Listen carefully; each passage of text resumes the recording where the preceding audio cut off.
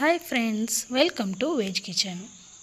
ನೋಡಿ, ಬೇಸನ್ ಉಂಡೆ ಮಾಡ್ತಾಯಿದ್ದೀನಿ. ತುಂಬಾ ಸುಲಭ, ತುಂಬಾ ಟೇಸ್ಟಿಯಾಗಿರುತ್ತೆ.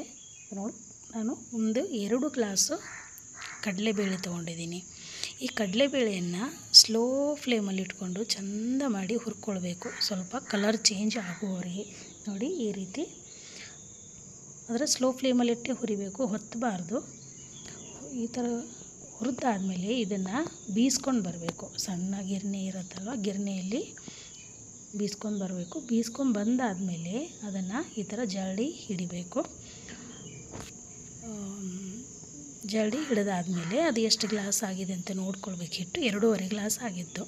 ಅಂದರೆ ಹಿಟ್ಟು ಮಾಡಿದ ಮೇಲೆ ಸ್ವಲ್ಪ ಜಾಸ್ತಿ ಆಗುತ್ತೆ. ಅದು 2 ಗ್ಲಾಸ್ ಕಡಲೆಬೇಳೆ ತೊಗೊಂಡಿದ್ನಲ್ವ, ಅದು 2.5 ಗ್ಲಾಸ್ ಆಗಿತ್ತು.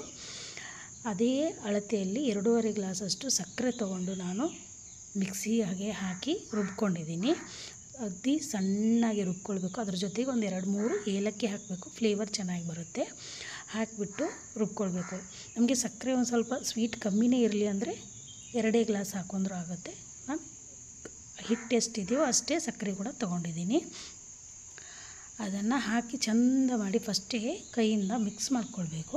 ಮಿಕ್ಸ್ ಮಾಡಿ ಆದಮೇಲೆ ನಾನು 1 ಗ್ಲಾಸಿಗೆ ಒಂದು ಸ್ವಲ್ಪ ಕಡಿಮೆ ತುಪ್ಪವನ್ನು ತೊಗೊಂಡು ಬಿಸಿ ಮಾಡಿಬಿಟ್ಟು ಕಾಯಿಸ್ಬಿಟ್ಟು ಹಾಕ್ತಾಯಿದ್ದೀನಿ. ಹಾಕಿ ಅದಕ್ಕೆ ಫಸ್ಟಿಗೆ ಬಿಸಿ ಇರುತ್ತಲ್ವ, ಹಾಗಾಗಿ ಚಮಚೆಯಿಂದ ಮಿಕ್ಸ್ ಮಾಡ್ಕೊಳ್ಬೇಕು. ಈ ರೀತಿ ಸ್ವಲ್ಪ ಫುಲ್ ಮಿಕ್ಸ್ ಆದಮೇಲೆ ಅದು ತಣ್ಣಗಾಗುತ್ತಲ್ವ, ಆಗ ಚಮಚೆ ತೆಗೆದುಬಿಟ್ಟು ಕೈಯಿಂದ ಚೆಂದ ಮಾಡಿ ಮಿಕ್ಸ್ ಮಾಡ್ಕೊಳ್ಬೇಕು. ಯಾರೆಲ್ಲ ಹೊಸದಾಗಿ ನನ್ನ ಚಾನಲ್ ನೋಡ್ತಿದ್ದೀರೋ ದಯವಿಟ್ಟು ಸಬ್ಸ್ಕ್ರೈಬ್ ಮಾಡಿ. ಈ ರೆಸಿಪಿ ನಿಮಗೆ ಇಷ್ಟ ಆದರೆ ಒಂದು ಲೈಕ್ ಕೂಡ ಕೊಡಿ. ನೋಡಿ, ಈ ಥರ ಕೈಯಿಂದ ಮಿಕ್ಸ್ ಮಾಡ್ಕೊಳ್ಬೇಕು. ಚೆಂದ ಮಾಡಿ ಗಂಟೆಲ್ಲ ಇದ್ದರೆ ಅದನ್ನು ಕೈಯಿಂದ ಈ ಥರ ಒತ್ತಿ ಒಡೆದ್ಬಿಟ್ಟು ನೀಟಾಗಿ ಎಲ್ಲವನ್ನು ಮಿಕ್ಸ್ ಮಾಡಿಕೊಂಡು ಕೈಯಲ್ಲಿ ಹಾಕ್ಕೊಂಡು ಈ ಥರ ತಿಕ್ಕೊಳ್ಬೇಕು. ಯಾವಾಗಲೂ ನೀವು ಯಾವುದೇ ಉಂಡೆ ಮಾಡಿ ಈ ಥರ ತಿಕ್ಕಿಯೇ ಉಂಡೆ ಮಾಡಬೇಕು. ಅದು ಚೆನ್ನಾಗಿ ಮಿಕ್ಸ್ ಆಗುತ್ತೆ, ಚೆನ್ನಾಗಿ ಉಂಡೆ ಕಟ್ಟಲಿಕ್ಕೆ ಕೂಡ ಬರುತ್ತೆ. ನೋಡಿ, ಈ ರೀತಿ. ಈಗ ಇದನ್ನು ಇಷ್ಟೇ ಉಂಡೆ ಕಟ್ಟಿದರೂ ಕೂಡ ಉಂಡೆ ಕಟ್ಟಲಿಕ್ಕೆ ಆಗುತ್ತೆ. ಆದರೆ ನಾನು ಮನೆಯಲ್ಲೇ ತುಪ್ಪ ಮಾಡಿದ್ರಿಂದ ಆಲ್ರೆಡಿ ಜಾಸ್ತಿ ಇದೆ ತುಪ್ಪ, ಹಾಗಾಗಿ ನಾನು ಸ್ವಲ್ಪ ಜಾಸ್ತಿನೇ ಹಾಕಿದ್ದೀನಿ. ಮಕ್ಕಳೆಲ್ಲ ತಿಂತಾರೆ ಇಷ್ಟಪಟ್ಟು ಅಂತ ಹೇಳಿಬಿಟ್ಟು. ನೀವು ಇಲ್ಲ ನಮಗೆ ತುಪ್ಪ ಜಾಸ್ತಿ ಬೇಡ ಅಂತಂದರೆ ನಾನು ಫಸ್ಟಿಗೆ ಎಷ್ಟು ಹಾಕಿದ್ನಲ್ಲ ಅಷ್ಟೇ ಹಾಕಿಬಿಟ್ಟು ಮಾಡ್ಕೊಳ್ಬೋದು. ನಾನು ಮತ್ತೆ ಒಂದು 2-3 ಸ್ಪೂನಷ್ಟು ತುಪ್ಪ ಹಾಕಿದ್ದೀನಿ. ಅದಿನ್ನೂ ಜಾಸ್ತಿ. ನೋಡಿ, ಈ ರೀತಿ ಆಯಿತು.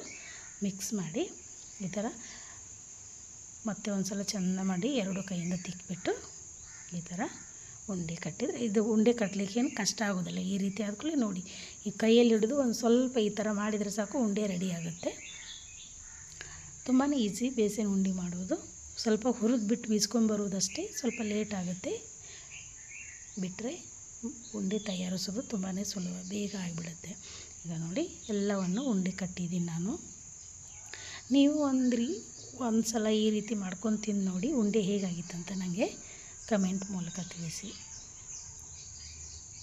ಸಕ್ಕರೆ ತುಪ್ಪ ನಿಮಗೆ ಹೆಚ್ಚು ಕಮ್ಮಿ ಮಾಡ್ಕೊಳ್ಬೋದು. ನಿಮಗೆ ಎಷ್ಟು ಬೇಕು ನೋಡಿಕೊಂಡು, ಸ್ವಲ್ಪ ಜಾಸ್ತಿ ಬೇಕಂದ್ರೆ ಜಾಸ್ತಿ, ಕಮ್ಮಿ ಬೇಕಂದ್ರೆ ಕಮ್ಮಿ ಕೂಡ ಮಾಡ್ಕೊಂಡು ನೋಡಿ. ತುಂಬಾ ಚೆನ್ನಾಗಿದೆ. Thank you for watching.